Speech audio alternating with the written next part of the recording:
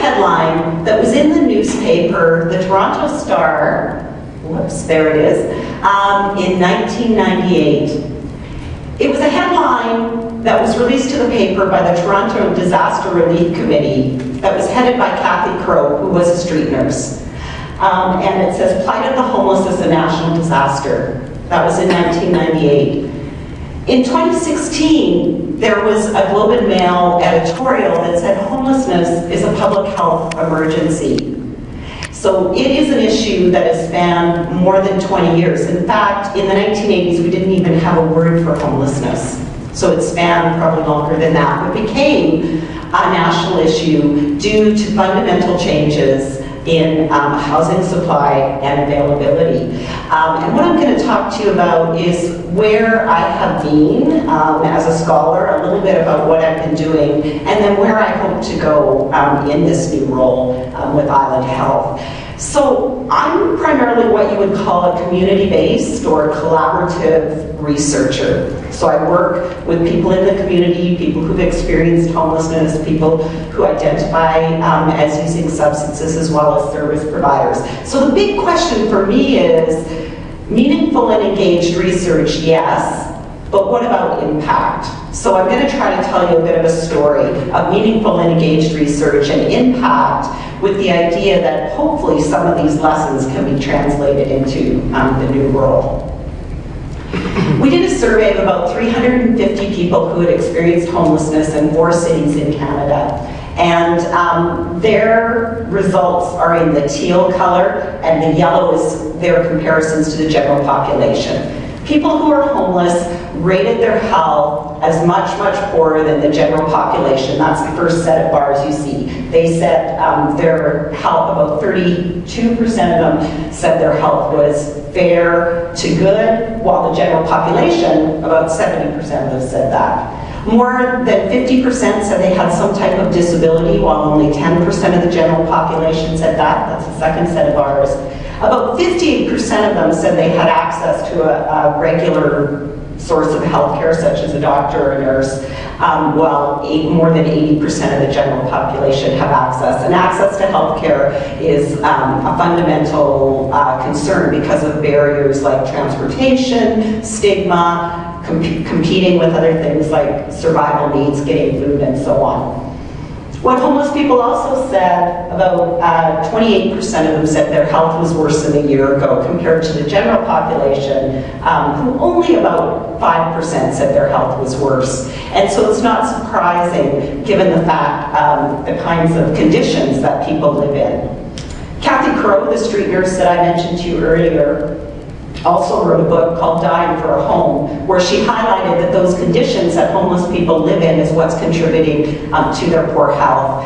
Stephen Wong, who's a physician, many years later identified through very systematic research that homeless people were dying 20 to 25 years earlier than housed people. And this included not only people living in shelters, but people living in substandard types of housing. These are the poor health of homeless people, and the causes of them are health inequities because they're premature and they're preventable. So the way that we approach these kind of issues, and when we're thinking about healthcare, is to think about how our health is impacted by the conditions we live in. And this is a very popular diagram that's been around since the 90s that describes how it's not just what you do as an individual, but it's the social conditions that you live in. Who are your networks? What kind of housing do you have? What kind of employment? What kind of education? So when we're thinking about health, we are thinking about much more than doctors and hospitals here. And we're thinking about broader policies, so the general socioeconomic, cultural conditions. We call all of that the determinants of health. And so if you think about someone, and I think the best example that probably will stimulate your imagination is to think about someone living in a tent without running water, without access to a safe place to store your food, without access to a place to prepare your food, without privacy. And you can see how all of those contribute to poor health. So if as a health system, we just focus on individually orientated, like, you know, eat better, exercise more, that's kind of what the individual has to deal with. It's like pushing a big boulder up the hill. And so, you know, we talk about equality, but what we're aiming for and what my work is about is equity. How do we move from treating everyone the same to saying, well, some people need more, but not just focusing on them as an individual, which is the middle diagram, to saying, actually, we've got some problems with our systems and we actually need to remove some of the systemic barriers to health, not just in healthcare systems, but in other social systems and our social policies as well. So Fran Baum, she was on the World Health Organization Social Commission on Health. She said health systems are important. And so within health systems, we have to have leadership, we have to have stewardship. Leadership, in other words, we have to think about how do we reorientate our health systems to think upstream, to think about community initiatives, to think about health promotion, disease prevention. But we also can't do it alone. We have to work with other sectors, and that's the stewardship part. And actually, unbelievably, Fran Baum, who lives in the UK, is here on Thursday. She's going to be here in Victoria at UVic, so I couldn't resist putting that on there to give a talk at 4 o'clock. So if you sort of think about how poor health is produced and how poor health is a result of living in social conditions, what I want to do is just give you a couple of examples from projects that I've been involved in that have led to the ones that I would like to see going forward, as well as illustrate how to kind of approach these issues as a scholar. And I think Belinda did such a beautiful job of describing that so well. So I'm just going to illustrate what you described, or hopefully illustrate. One of the first projects that I did more than 6 years ago with people who had experience of homelessness was a project called Street Stories. It was a photo voice project. I went in with the idea that I was going to do what's considered very classic photo voice, get people to document their living conditions and how that's impacting their health. So we brought a group of people together. Jody Patterson was one of the facilitators as well. And boy, did they set us straight. They said, that is actually not what we want to do. That's fine, that's probably quite interesting and important, but the biggest thing we want to do is address the stigma and discrimination that we experience every day. We want to challenge some of the myths around homelessness. So this was one of the photos that was produced in that project. The person that produced it really wanted to highlight that homelessness was happening all over our region, and so he created this photo, and I don't know if you read the sign, but it says homeless in Souk, because he lived in Souk. The other thing that they did in that project, these were a couple of other photos from that project, is they said, you know, it's not about drug use and it's not about mental illness. Those things are problems, but they're often the result of poverty, they're a result of lack of housing, they're a way of coping and a response. And this photo on the right was very skillfully done by a man who took cut-out newspaper. What it shows is ads for places that he could rent, and they're between $550 and $700. Now they would be considerably more than that. And in the middle, he put a social assistance check that said his income was $906. And so he showed right there what he saw and what many in the group saw as the problem. As I listened and as I learned, we actually did a scan of indicators all across the country to identify what are some of the key indicators we should be tracking around homelessness. And together with the Greater Victoria Coalition to End Homelessness, produced a series of reports around indicators like vacancy rates, how affordable was housing, how long were you having to wait for social housing. And when we did the third report, Facing Homelessness, and we had consulted all along with people with lived experience, we asked them, we said, could you give us some stories that we could include in the report? They didn't even see the report, and they predicted absolutely perfectly what was in the report, because it's their lived reality every day.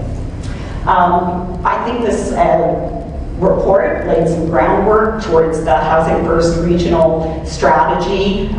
Very much kudos to the CRD and to the leadership of the mayor on that. It's been used as expert reports in the BC court around the 10th city injunction to demonstrate that there is no housing available, but also has become a framework for other communities. And in October of 2016, we released a report in Vancouver called No Vacancy, which tells exactly the same story that we told in Victoria.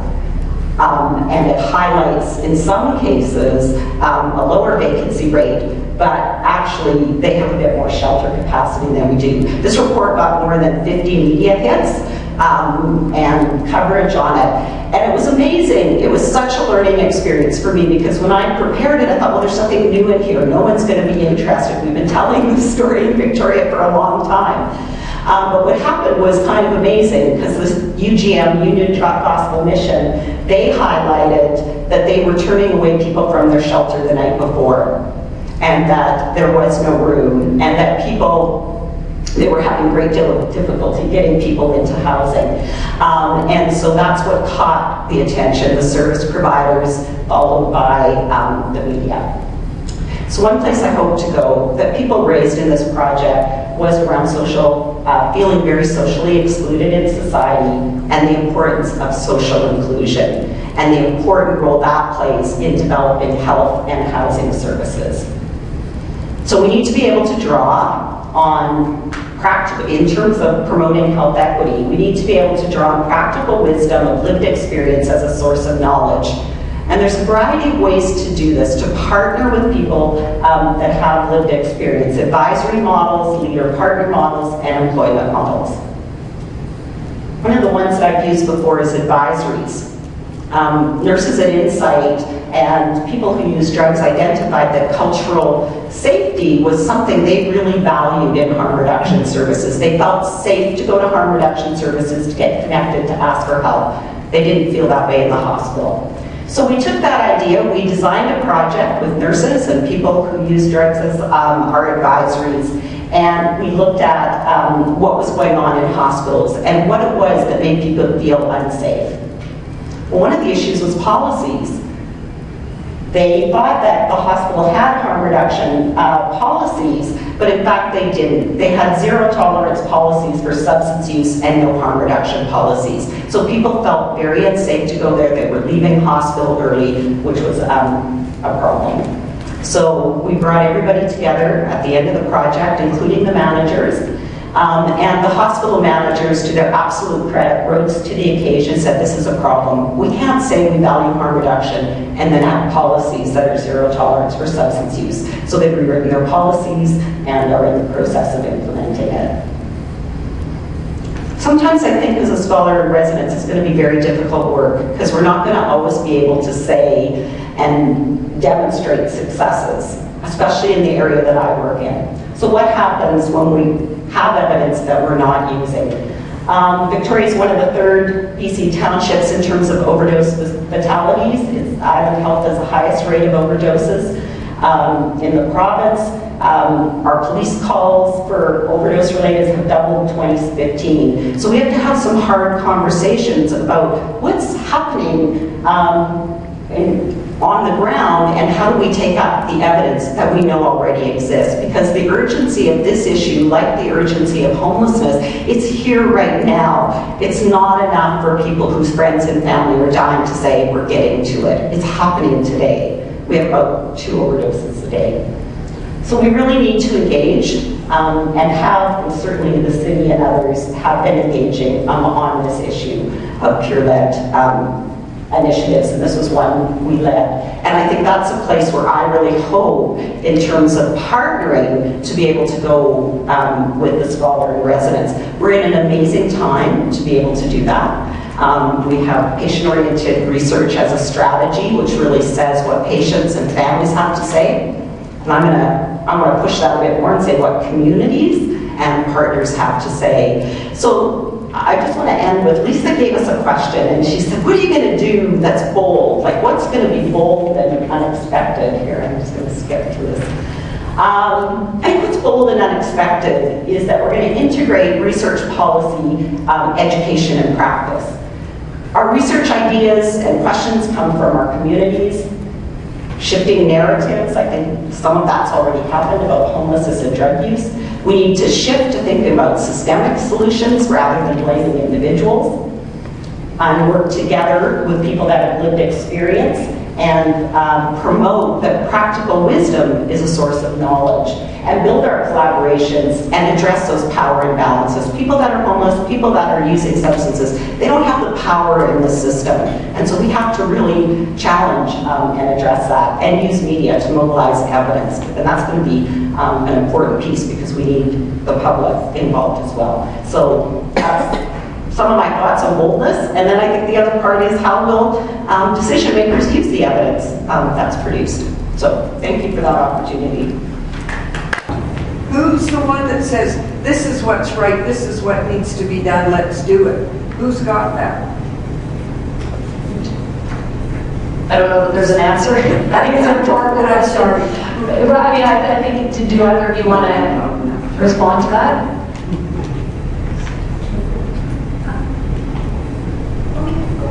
I think it's the right question. You just asked the right question, because I think we can produce evidence, and I think what Belinda and I have both tried to communicate is that when we're doing it in collaboration with people who are running programs and services, it's going to get taken up, right?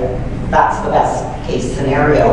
But there are lots of times where evidence is out there. We can't produce every bit of evidence that's needed, right? And so then I think our role becomes, how do we facilitate that conversation about, we've got this evidence, what are we going to do about it here? So one of the other projects that I work on is developing evidence around managed alcohol programs for people that are homeless with severe alcohol dependence. And so that's a national study. But then we can have the I think the beauty of being the scholar in residence is you can say, well, you know, let's have the conversation now here. This is the evidence we've got. What should we be doing here in Victoria based on what our needs are? Bernie, can you answer that question? And maybe, you know, as the incoming scholar in residence, how will you use that role to make sure that we're focused upstream in all community wellness? Yeah, it's when I first started doing research around homelessness, everyone wanted to kind of funnel me into doing, you know, individual mental health and addiction kinds of services. And, you know, I had looked at it all, I had looked at all the evidence, I had looked at the literature, and I could see that it was around supply of housing. And it was around vacancy rates, and it was around historical processes that have displaced people over many, many years. But people would always ask, particularly in the media, they would say, why is a nurse doing this? And I said, because housing is about health, income is about health. And so when I think about what can I do as a scholar in residence, I'd like to think I started doing it today. That's how I set up my whole presentation, was around thinking about the social determinants of health and how that impacts people who don't have access to them. And so thinking about housing particularly, thinking about income. And I think the really big one, and it really dovetails with what Belinda said, is around, Belinda used the word empowerment, I use the word social inclusion, and it's how are people feeling a sense of belonging in their community. How do they feel in terms of their own power and voice and ability to speak to that, to those issues? Because as we, you know, think about you know, the Housing First Regional Strategy, we have to really think about how do we create the right options. And the only way we're going to do that is with people who've got that lived experience.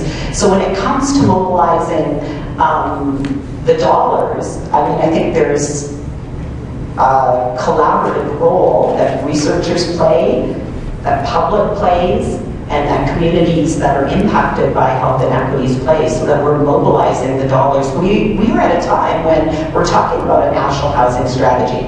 That's on the table right now. It's really a possibility. I mean, Lisa, I think you'd be very happy if the federal government gave another $30 million. Yes, absolutely. We're working on that. So that would be I mean, that's a great example of how we're all working together to mobilize those dollars. And we've got an opportunity, I think, to do it right now that we haven't had, actually. It feels to me like we haven't had for a long time. Thank you for the question about how do we do this, the process. I actually think, and I'm going to answer it from kind of a methodological approach, right, is when I say I'm a collaborative community-based researcher, what that means is that I engage with people who are living the experiences, homelessness, substance use. I also engage with the service providers and policymakers as well. But I've learned a few things over 10 years about that process of doing it is meaningful and authentic. I can go in as the researcher with my questions. Those might not be the questions that people have and what they want to answer. And sometimes I can go in and I'm not even going to do research. I'm going to develop my relationships and develop trust. And so the best example I can give you was over the past 10 months during the time of Tent City. I'm a researcher who's been interested and passionate about homelessness and understanding and addressing homelessness for years. And so when I went to meet people there, I didn't go in with an intention of research. I went in with an intention to get to know people and to try to understand what was happening. And it was fascinating because one of my first experiences was someone saying to me, who did not know I was a researcher, that someone should do research. That was my first one of my first encounters. And all through that, it wasn't the right time to do research. And so that process of getting to know people and developing those relationships are the most important. And when the time is right, like that project I showed you about cultural safety and changing the harm reduction policies in hospitals, that actually happened because I had engaged with a nurse and a group of nurses around advocating for insight many, many years ago. And then they came to me much later and said, we need to do something. We've got insight now. People are having good experiences there, but you know what? They're having very poor experiences in our hospital. As hospital nurses, we want to do something about it. That's how that project came to be. I can't think of one project that I've done that hasn't been when someone has said, we'd like to do this now. And that's the time. And then once you've got that process, the other piece within that is, and this is what makes it so very hard to do this work, is I use every methodology you can imagine, qualitative and quantitative. I use surveys, I use ethnography, everything. Case study research, you know, we're doing case control. Our managed alcohol program is a case control study. We started that project because someone said we ought to evaluate these programs. I didn't go out looking for those projects. They came because it's the process and the relationships. But then within that, you have to be so nimble as a researcher to use so many different methodologies because that's what you have to juggle the process, which looks different every time and plays out differently every time. There's no real recipes except for trust and getting to know each other and engaging. And then you have to know all these methodologies, right? Which is actually exciting and fun. And I wouldn't want to do any other kind of research, but sometimes it takes a while to do it all. It's slow. Yeah. Okay, thank you.